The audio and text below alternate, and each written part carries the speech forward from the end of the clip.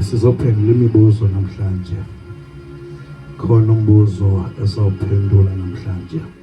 Abantu abazaphuma besazi kakuhle ukuthi kwenzeka ntoni, ngoba siyasiva sanqwe phandle abantu bethetha ngeligama kodwa sibe singalazi balisukapi.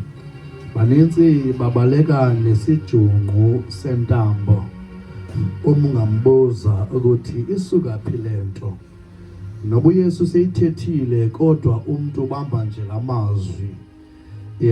Safumana izwi lenkosi ke bazalwane. uMateyu, ivangeli ibhalwa nguMateyu ngesahluko sesihlanu uverse 17. Siphinde siye kwincwadi ke kwabaseRoma ngesahluko sesithandathu uverse 14. Siveni bazalwane sikhoduka ukuthi isukaphi lento yokubana abantu abasekho phansi komthetho baphansi kobabalo. Babalo khona naye mhlawumbe ngechaza ubashini abantu ukuthi abaphansi kwakhe abakho phansi komthetho. Matthew chapter 5 verse 17. Yes, egameni ke lenkosi Yesu kwabaseRoma chapter 6 verse 14. Lungile ke inkosi bazalwane, ngingumntwana kaThixo ke ngumayongo, ndisimsiwe, izono zami zixolelwe. uYesu ke useyinkosi, usaphila. Sibulisa ke ngesenior pastor yethu madoda, kameni lika Yesu. Madoda, hayi siphethu kameni ke lenkosi. Manifunde ke bazalwane apha kuMateyu qala ne. Mfundo Mateyu othi verse 17, inhlathela phezulu ithi ukuzaliseka komthetho kaMoses. Uthi ke uYesu, ze ningabi ndize kuchitha umthetho kaMoses nomyalelo wabashumayeli obamandulo, andizanga kuchitha, ndize kuzalisekisa. Haleluya. Ndifuna ke siye kwabaseRoma chapter 6 sifunde uverse 14 phaya. kwabaseRoma chapter 6 verse 14. Ayimeme yofunda ngenye imini madoda. Ngathi uphethe namhlanje. Hayi, masifunde ke apha ke uRoma chapter 6 verse 14 ufunde ngalendlela. Uthi isono masinganilawuli kuba anikho phansi komthetho, nephansi kobabalo lwesisa sikaThixo. Baba, lizwi lakho eli linamandla. Masiqale ekugqibeleni ke bazalwane, siyophuma ekuqaleni. Ekuqaleni kushunyayelwe bazalwane ngamashumayeli bamandulo bemcacisa uYesu ozayo, bebeka kangangoko nomthetho ade athi ngamanye amaxesha uYesu, ze ningenzi njengokwenza kwabo, ningenzi okanye nikwenza abakuthethayo, ningabalinganisi bona, kuba bona abayenzi lento bayithethayo, kodwa bayayithetha ukuze nina niyenze. Masiqale ngqo kule ndawo bazalwane esingayo, esiva itrenda indawo yonke. Uverse 14 othi isono masinganilawuli kuba nikho phansi komthetho, niphansi kobabalo lwesisa sikaThixo. Ndizotsho bazalwane ukuthi okokuqala lento kuthethwa ngayo asisoze sive beyichaza, kodwa simane sive isijunqu sentambo athi umuntu asikho phansi komthetho, siphansi kobabalo. Ya bazalwane, alukho babalo ungekho umthetho. Akoqala lo mthetho kuthethwa ngawo ayingulo bathetha wona abanqandayo abathi abakho phansi komthetho baphansi kobabalo. Umthetho ekuthethwa ngawo sisono. Lento kuthethwa ngayo abangekho phansi kwayo ngumthetho wesono. Make ndize kanje bazalwane, wonke umuntu othi usindisiwe okanye osindisiweyo uyanyanzeleka awenze umthetho wokwamkela abanye bazalwane uKristu uYesu. Uma engamamkelanga uYesu angeke abe usindisiwe noba uyathanda.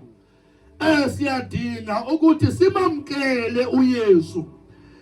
Kungumthetho wakhe nobani na ofuna ukusindiswa ukuze abusindisiwe uyadinga ukuthi awenzile lo mthetho wokubana athi ngiyakwamkela Yesu.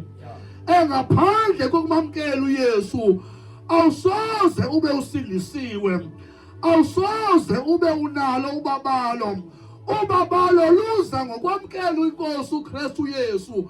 Ekungumthetho, ekunyanzeleka abazalwane ukuthi umamkele uYesu. uYesu ufikile wathi andizange uchitha umthetho wabaprofeti, andizange uchitha umthetho. Ikhona imithetho bazalwane echithiweyo singayibalekela loo nto, kodwa imithetho emininzi ethethweyo ngabaprofeti akayichithanga uYesu. Ufike wazalisekisa okanye uwenze wabathafu. Uyabona umzekelo kuthiwa lithi izwi lenkosi kumthetho kaMoses uze ungakrexezi. Wafika uYesu wayenza yathafu yonke lento. Wathi ndithi mna ndinguYesu, omjongayo amjonge nje amkhanuke usele mkrexezile. Ngumthetho lowo bazalwane womntwana kaThixo ukuthi Nkosi yami uma usindisiwe okanye uma ukule grace funeka uyazi uba kunomthetho wakhona ekuzuqine uwenze. Yilonto inkosi ithi ukuba niyandithanda yigcineni imithetho yami. Awukwazi uba nobabalo ungenawo umthetho. Umthetho ubabalo lulandelwa ngumthetho. Awukwazi umthetho ube khona lungekho ubabalo. Into efuneke siyazi le bazalwane, uma sisindisiwe siphelele siphakathi emthethweni. Siphakathi emthethweni. Wonke osindisiweyo uphakathi ubanjwe ngumthetho wokusindiswa kwakhe. Umthetho okhululwa kuwo ngumthetho wesono nokufa. Lo uYesu athetha ngawo uthi anikho phansi kwawo lo mthetho wesono nokufa. Anilawulwa ngulo mthetho bazalwa, hayi yonke imithetho. Le ndlela esikuyo inomthetho wayo. Lesikuyo indlela obufuna uyihamba kakuhle uzogcina imithetho yayo. Awuzukwazi ukuyihamba le ndlela ungayigcini imithetho yokusindiswa. Kunemithetho yakhona ukuthi Nkosi yami uthetha njani uma usindisiwe. Kunomthetho wakhona ukuthi unxiba njani uma usindisiwe. Sisemthethweni, ndizoyitsho loo nto namhlanje. Ababayitshoyo bazalwane bayalahlekisa abantu abathi asikho phansi komthetho. Semthethweni namhlanje. Uma usindisiwe yazi ukubana usemthethweni. Uma ungayigcini imithetho yokusindiswa yokubana wamkela uYesu, ndizotsho umthetho oqala. Uma ungumntwana kaThixo bazalwane, lithi izwi likaThixo liza ngokuva. Uma kuthe washunyela weva woyiseka yile nto uyivileyo Nkosi yami njengabazalwane abantu uPetros ngabethetha bahlaba umbuzo ubona senze ntoni. Wathi uPetros eguqukani ngabanye ngumthetho ukuguquka abazalwane akuzenzekeli automatically. Kudinge ukuthi ngosami wenze wena ngokunokwakho. uYesu akasukangena enhliziyweni yomuntu nje ngomshuluko. Kudinge ukuthi uthabathe isigqibo sokuthi uma angonwabi ngoba Nkosi yami apha ngaphakathi kuye kunento efuna utshwala. Uyabona umuntu atshayayo othi noba engenalo icuba engenayo imali yokuthenga icuba anqanqatheke kuthi ukunqanqatheka awuzulala ungathanga ufumana imise emibili emithathu ukwazi ubuthongo bakho buhle ngoba Nkosi yami uphansi komthetho wesono. Isono masikulawula sikwenzisa into noma ungayithandi. Athi mina ngiyithandi ke lento ndiyenzayo kodwa uyayenza. Andifuni ke lento ndiyenzayo kodwa uyayenza. Sizomemezela namhlanje ukuthi uma ungasenzi isono awukho phansi kwaso kodwa uma usenza uphansi komthetho waso.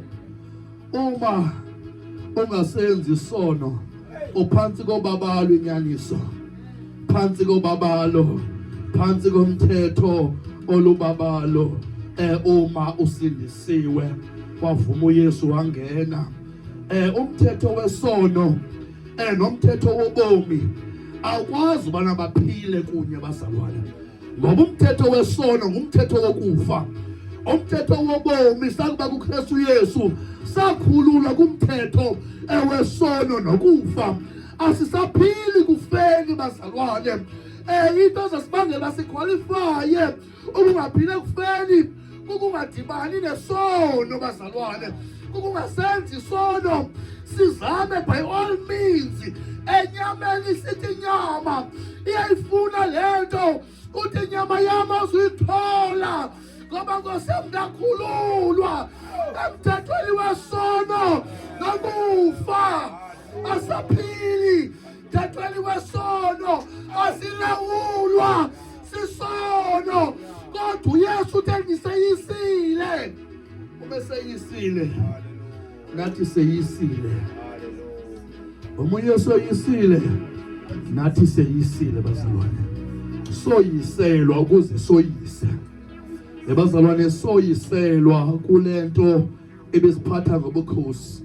Unabantu abafike bengena Yesu bafumana uYesu ezathi isiqalekiso athi amabhadi athi amashwa uthi ukufuza bebenako kwatshintsha ngokungena kukaYesu.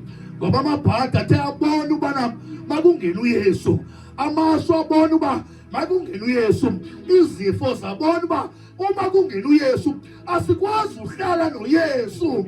Uma ungandiva kakuhle uze kuDagoni, uThixo wakwaSirayi, uThixo wamaFilisti awabekwa netyeya kaThixo wakufika woko qoko yakhe ijongise phansi. Akakwazi ukuhlala uDagoni bazalwane noThixo wethu asikho phansi komthetho wesono uma singasenzi kodwa siphansi kwaso umthetho wesono nxa sisenza. Ndizotsho namhlanje ukuthi uma kuthiwa sikho phansi komthetho yazi ujonge isono kuqala. Ujonge ubana enyanisweni uba ukho phansi komthetho ujonge uba wena nesono nikude kangakanani kwaye nihlobene kangakanani. Ngoba uma uhlobene nesono inyaniso yona yokubana noba siyathanda ukubana sithi ngumntwana kaThixo ngipheleleyo kodwa phansi komthetho wesono. Nxa usenze isono akhathaliseki noba usindisiwe bazalwane, akhathaliseki noba umamkele uYesu, kodwa uma ulawulwa ngumthetho wesono uphansi kokufa. Bazalwane lithi izwi kaThixo singabo bonke abathi kuYesu Nkosi Nkosi abaza kulidla ilifa ubukumkani bamazulu kodwa ngokwenzayo. Ithatha ukuthi bakhona abazalwane kodwa bakwenzi. Uma bengakwenzi basengxakini bazalwane, ngoba uzuqualifya, uzophuma ezulwini uyozingenela nje ezogweni. Yintoni isizathu mayongo wongena ezogweni kodwa usindisiwe? Ingxaki, isono esingilawulayo sindikhokhelela ukuba mandiye kwayicala nalisango abalungisa ngena ngalo abangekho balungisa. Nansi indawo yabo. Sizothetha amazwi ukuthi uba singasenzi sona asikho phansi komthetho, kodwa nxa sisenza isono phansi komthetho. uYesu wafela loo nto bazalwane, wazela loo nto uYesu. Wathi mayisifa eseligqityiwe kwathiwa intombi uMaria izawuzala umntwana emthiya igama elinguYesu. Yintoni Maria isizathu sokuba uzala uYesu? Kuthiwa uzawusindisa abantu bakhe ezonweni zabo. Anikho phansi kwesono maningasivumeli. Once nasivumela niphansi kwaso. Uthi uYesu, ningabe ndize kutshintsha ndizawuchitha umthetho wabaprofeti. Baprofeta kakuhle, bashumayela kakuhle, ayicimanga uYesu. Umzekelo, uma kuthiwa uzungabulali, akuthanga kufika kaYesu kwathi uzubulali. uYesu wafika waqhubekeka ukubulala, kohlala kurongo nanini na, ngoba egadini eEdeni babengakwazi uAdam noEva uba yintoni le kuthiwa kukufa, until uKhayini wabuthatha ubomi bomntakwabo uAbheli, bathi bayibona le nto kuthethwa ngayo kuthiwa kukufa. Isono sikulidisela abazalwane ekufeni. Wonke umuntu ongaliphulaphuliyo, ongalenzile izwi likaThixo uyabulala, ngoba isono simbamba ngesixhanti bazalwane, simdonsela ekufeni egameni likaYesu. Isono asihloniphi. Bangahlonipha amayongo, bangahlonipha abantu abaziwayo, kodwa isono sona umathe sakubamba sikubamba ngobukhosi. Asikuthi sikubamba ngobukhosi siba yinkosi yakho. Wena uyabusa phansi kwaso. Uthi yese kwisono base sikulawula bazalwane. Sizothetha lo mazwi namhlanje bazalwane, ukuthi masingasenzi isono asikho phansi komthetho waso. Masingasenzi isono asikho phansi komthetho waso. Njengoba nasisindisiwe senze umthetho wokwamkela uYesu. Kungumthetho. Wathatha amazwi uYesu kuYohane, wathi uYohane aqhankqalaza, wathi uYesu kuYohane, Yohane ngibhaptize. Wathi uYesu, wathi uYohane, hayi Nkosi, kumele ibe nguwe ubhaptiza mna. Wathi Yohane oyini inhloko, khawuvume Yohane okunalokunje, ngoba oku kufanele ukuzalisekisa ubulungisa. Bazalwane, kunenkonzo ngenkonzo. Nenkonzo yokwamkela uYesu, nenkonzo yokubhaptizwa. Bekhona inkonzo yokubhaptizwa ungena emanzini amaninzi. Bekhona inkonzo yokubhaptizwa ngomoya ingcwele. Yabona zonke izinkonzo ezo. Namhlanje nkosami into abayithethayo abantu abaninzi ngabe baleka olubhaptizo lenziwa nguYesu. Bamba ngobhaptizo lodwa, obakuthiwe ukhona ozayo ongazulibhaptiza njengami, ozangibhaptiza ngomlilo nangomoya. Bamba ngaloo nto, bangabasa abantu emanzini amaninzi. Ethe izwi likaThixo simele Yohane ukuzalisekisa ubulungisa. Umuntu aye emanzini amaninzi bazalwane, kunobulungisa obungapheleliyo uma ungayanga emanzini amaninzi. Ungakholwa ungamamkela uYesu, kodwa amanzi ayadingeka ukuthi ungene, ukuthi kwasemufe. Asihlambe izono bazalwane, akuhlanjwa zona. Izono ziyavuna, hayi ngomlomo wakhe bazalwane, umuntu uyazivuna izono. Azithethe kuYohane kuthiwa babezichaza before bangene emanzini, bazichaze zona. uma ungena emanzini yipoint yobana uyofa uphinde uvuke nomzimba omtsha. Sizothetha lonto namhlanje ngolesihlanu ensukwini ukuthi bazalwane awuyesa kawuchithanga umthetho. Abanishumayezayo ngoba bekho phansi komthetho kanjongeni ukuthi ngophi lo mthetho bathetha ngawo. Basingalahlekiswa abazalwane, masibambe ukutsho. Masibambe ukutsho. Uyabona noba iminyaka ingahambi bebingakanani kwathethwa kwaprofetwa kuba uAbraham kwathiwa abantwana bakhe bazabanga ngenhlabathi. Lahamba ixesha yangathi akuzukwenzeka. Maselahamba ixesha abazalwane, kodwa isithembiso simile uba abantwana bakhe uAbraham bazabanga ngenhlabathi. uThixo wathi noba sekunini yafika ukuthi uAbraham azale. Uyabona uThixo wathembisa abazalwane. Yazi kunengxaki abazalwane eyenziwa i-desperation. Uba ondiva jonga kumama uAbraham. Mama Abraham Nkosi yami ngenxa ye-desperation yokubona umyeni wakho ukuthi uyayifuna lento yoba kubekho umntwana, akade amfumana umntwana. Desperation yamqhuba yathi myeni wami ngena apha kwisicaka uHagayi. That was not the will of God ukuthi kubekho umntwana ngapha, but uThixo wayethe Abraham, umntwana uzowa, abantwana bakho bazabanga ngenhlabathi. uThixo izwi lakhe bazalwane akukhathaliseki noba how many years it's gonna take, kodwa izwi lakhe lizawuzalisekisa, liza kwenzeka whether we like it or not. Amvele ongenato because there is no law. Usathane unomthetho abazalwane, unomthetho. Unomthetho. Yabona jonga into yenzayo ukubana ikhokhelwa ngubani. Jonga into yenzayo ngoba umthetho kaThixo umnandi.